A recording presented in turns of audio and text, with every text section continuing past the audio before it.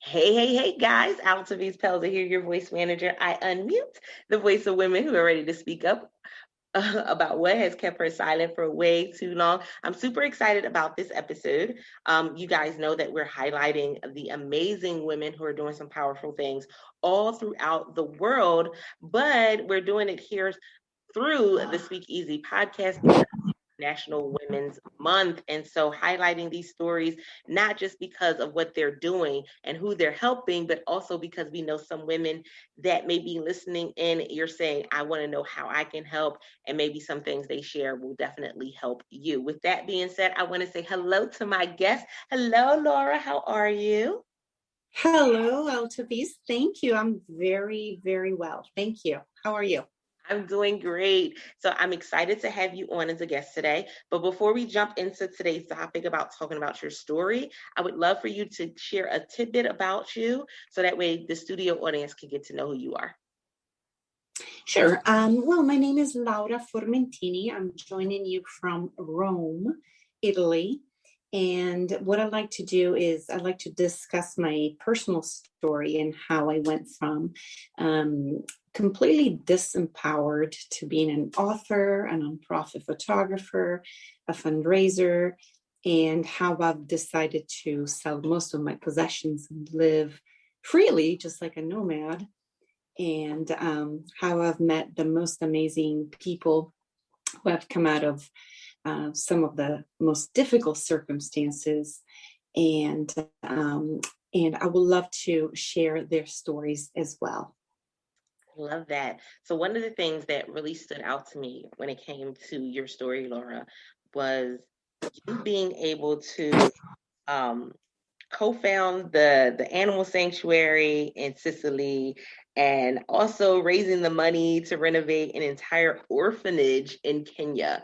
And oftentimes we talk about being the change we want to see in the world, but people try to figure out, how do I do that? So for you, I know a lot of that is taps into your photography. How did you get to that point of wanting to say, you know what, I want to take this on a bigger scale to be able to help other people? Well, I would say my pivotal moment was when I truly had nothing to lose. There comes a time sometimes in your life where you really have nothing to lose and you have a blank page. You've raised your kids and you've done this, you've done that, and it's really your moment.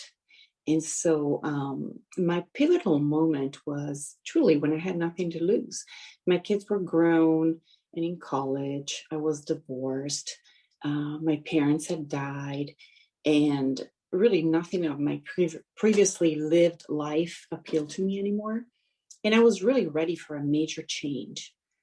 And that's really when I decided to put myself out there in the world.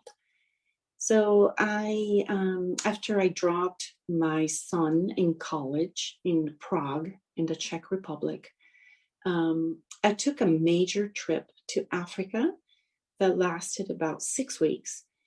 And I came back completely changed and so motivated to use that empathy that I always had within me.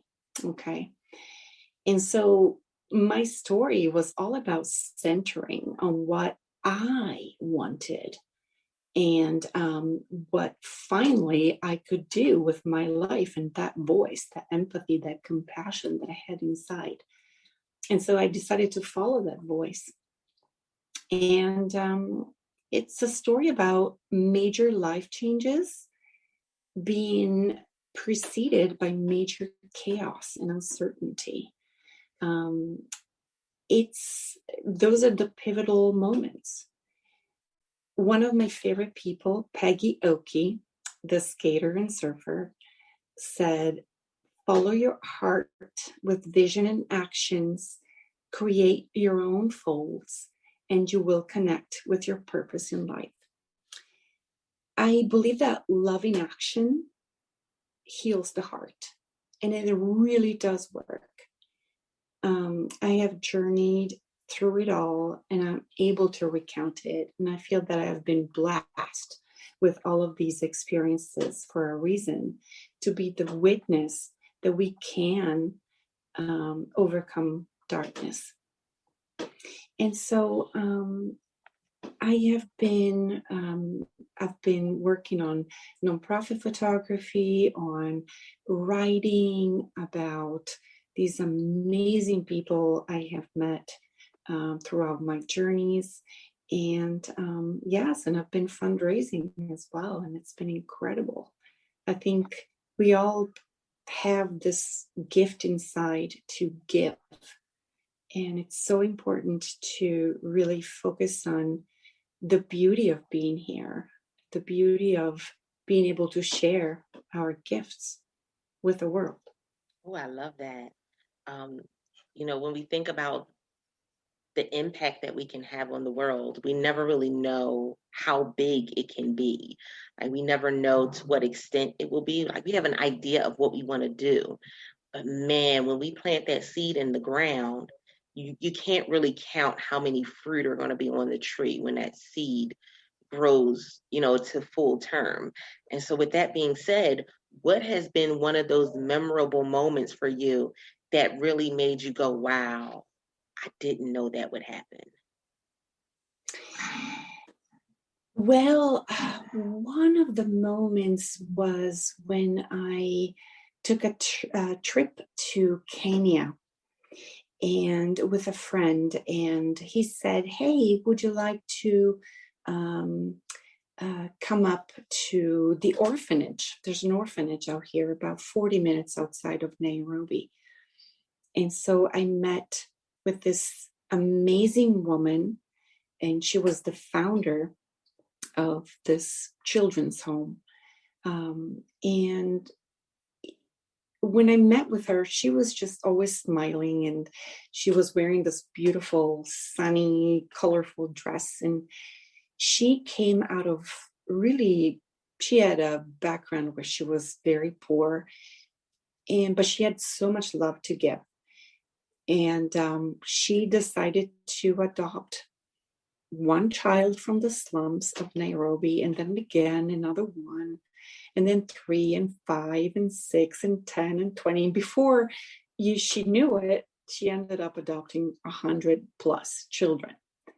But her house was very small. She only had 4 rooms in her house. So when she decided to keep going and support the children, she had to ask for help from the visitors and coming in. And so when she told me her story, it was incredible because she had this grit, this desire to love and keep giving and keep loving. And so that was the pivotal moment for me. She really was my teacher in I would say she taught me how to never give up, because she ended up really raising so many children. And the home is, the place where I found so much love. And I ended up renovating the kitchens and the dorms. And I'm still in touch. I'm still in contact with all of them. And it's been amazing. And she really taught me how to never give up, even in the darkest moments. Oh my goodness. Seeing that drive in somebody else is something, I think, for us as women, especially when we see that drive in our children, when we see that drive in, our family members and those we're connected to, man, it sparks something within us to want to keep going. Yes. We just have there's something that we, especially women, that we have inside, that we have this spark, this thing about giving and loving and making the world a better place. And we have it. We just need to follow that heart of ours and keep going. And it's incredibly beautiful what we can do in this world. I love that. Oh my goodness. SpeakEasy Podcast listeners, I hope you guys are tapping into this conversation because um, I know a lot of times we talk about, again, wanting to be the change we want to see in the world. How can I support? How can I help? We see, different communities around the world, and we're just like, how do I, what can I do? And one of the things that you heard Laura say was you show up. Like, that is so significant. I want y'all to make sure that you hold on to that because it is in your presence that there is power. And so with saying that statement, Laura, what do you feel as though is your power now that you've been able to do these things? Well, the power that I've always had is the empathy and the compassion.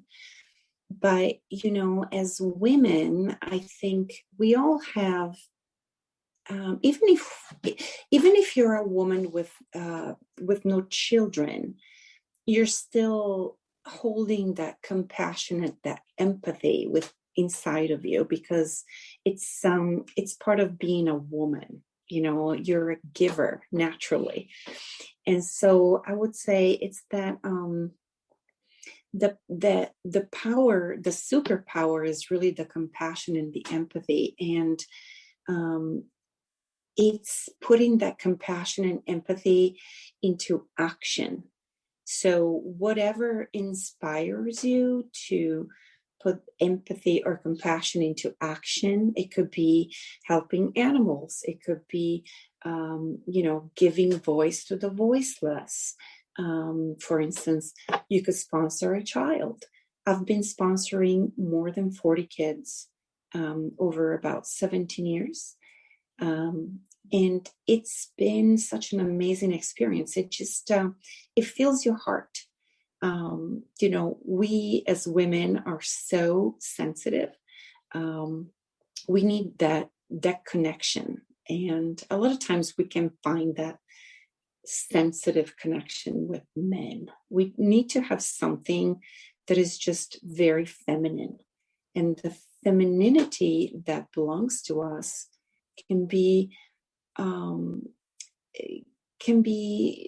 something that we can work towards the animals or the children, or it's just something very beautiful that can give us back in the long run. And it's very important for me to have that. So powerful. And it leads right into that next piece that I want to say before we leave is, the writing piece, because we know that writing is very therapeutic. But also, documenting what we've been able to accomplish and what we've been able to do, the things that we learn in this journey. For you, how has that writing experience really been for you?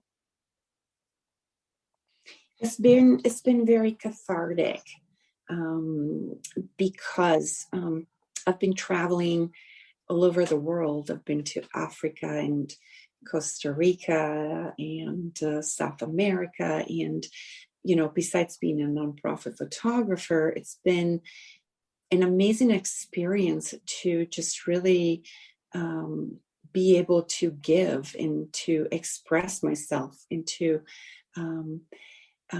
express myself in a way that I had no idea I had the gift. So writing was something that I started working on throughout my travels, and I started recounting the lives of people who are living in very difficult circumstances. For instance, like in Malawi or in Kenya or in South America, people who have nothing, absolutely nothing, but who are joyful to wake up and say, I am so blessed to be alive.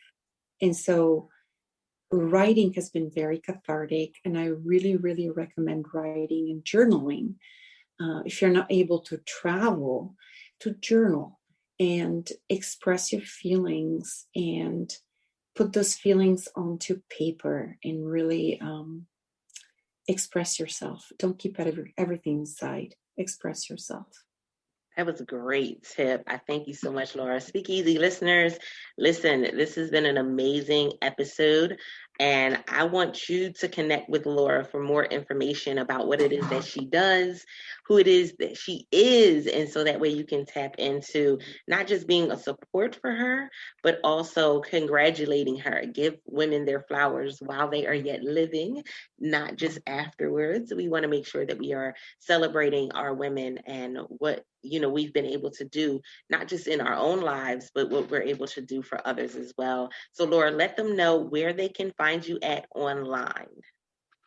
Sure. My website is www.lauraformentini.com, which is LauraFormentini.com.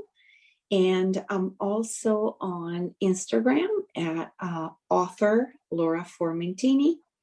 So you can find me on there. And I'm also going to release my first book on June 1st.